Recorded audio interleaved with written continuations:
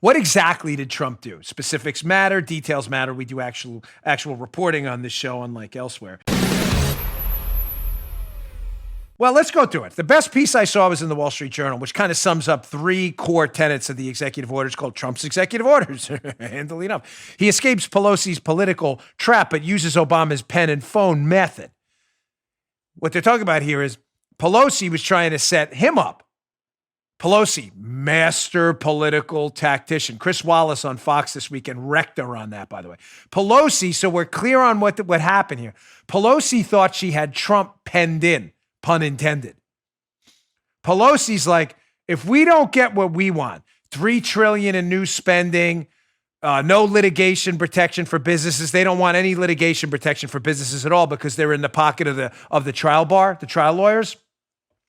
Pelosi figured, Joe, make sure this makes sense or else the rest won't. Pelosi figured Trump's got an election coming up, obviously, the presidential election in just, 80-something days now. If I hold out on giving you the American taxpayer relief during the economic COVID crisis, Trump will have to come to the table to get you relief, and I'm holding all the cards because we have the majority in the House. Gotcha. That was Pelosi's trap. Copy?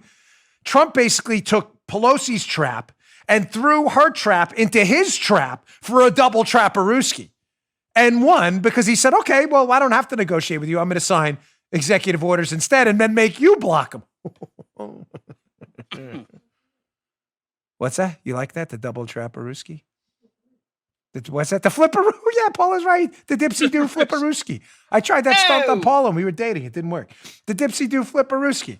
You know, when they get mad at you and then you get mad at them because they're mad at you, thinking what you did won't be bad because you're pretending you're madder than they are at you. The dipsy-do. It didn't work. She called right onto the dipsy-do. So what did Trump do? Is it legal? We're getting that question a lot. Hey, Dan, we all spoke out against Obama's executive orders. We should be speaking out now. Listen, not a fan of executive orders. Let me be crystal clear. But you're asking me a very simple question. Is it legal? You're not asking me, is it right? I don't like executive orders. Period. Full stop. Everybody got that? You can cut the tape right there. Don't like them. Wish we wouldn't do them. That's not the question I've been asked. I've been getting emails all weekend. Is what he did legal? Well, let's go to screenshot number 1 from the Wall Street Journal piece about the first big tenet of this, which is a payroll tax deferment. They're not canceling your payroll taxes. He's basically saying you don't have to pay them until a certain point, but then they're going to have to be repaid. Here's how the Wall Street Journal describes it. So he says the president's resort to executive orders is a separate issue, and it's worth considering all four in turn. The deferral of payroll taxes for Americans earning less than $104,000 a year is through December 31st, and it poses no legal issues. Again, I'm not asking you if it's right. Is it legal? The answer is yes. It goes on. Congress has already deferred the employer portion, and under the law, Mr. Trump can defer the 6.2% employee share. Here's the rub, folks. Canceling the payroll tax, your Social Security, FICA stuff taxes, right? That payment requires an act of Congress. Canceling, in other words, telling you, Joe, you don't have to pay it at all. That's not what he did. Trump deferred it. So the deferment will have to be repaid. See how he puts Biden in a box here, Trump. This makes the tax cut a limited economic stimulus because employers and employees aren't going to change their behavior if they know they have to repay the tax in 2021. Here's the catch. Trump says he'll offer legislation if reelected to cancel the repayment. Biden has not promised to do the same, folks. Again, I'm not arguing if this is right or wrong. I'm giving you the mechanics of it so you can make a decision. Trump now has Biden in a box. He took the Pelosi trap, did the dipsy-do flipperooski, dumps his trap on the Pelosi trap. He now signs an executive order saying you will not have to pay if you make under $104,000 a year, the payroll tax. You'll basically get a 6.2% raise in your check till December 31st. The simplest way for me to phrase it to you. But that money will have to be repaid later. He's saying, Trump, if reelected, I'm going to cancel the repayment and I'm going to work on some legislation, which they would need. They would need congressional approval, no doubt. Biden's not saying that. So now you have a choice, folks. You want to pay back that money to the government so they can waste it after the election? Or don't you? Talk about a trap on a trap in another trap. So Trump wins. By the way, is it legal? Yes, it is. Look up 26 USC 7508. 26 USC 7508. By the way, passed and pushed through in the Clinton administration, which gives the Treasury Secretary the power to do this. There's no question it's legal. Is it right? I just said I don't like executive orders. I wouldn't have done it that way. Is it legal? Absolutely. You may not like that it's legal, but it is. In contrast to Obama's executive orders, where he just makes things up. Here's the second tenet of this core of the Trump executive orders, this evictions and student loans. Trump's executive order basically says, listen, we're going to do something about people being evicted during the corona crisis, and we're going to stop people from paying interest on the loans. But how does he get around the legality of it? Quote, Wall Street Journal, the EO's executive orders extending relief on rental and homeowner evictions and interest on student loans are modest and also within the law. The eviction order, what Trump signed this weekend, is essentially a command for agencies to, quote, consider what can be done. The loan relief order is within Congress's grant of authority. It's only for 3 additional months through the end of the year for debt held by the Department of Education. Again, entirely legal under 20 USC 1085.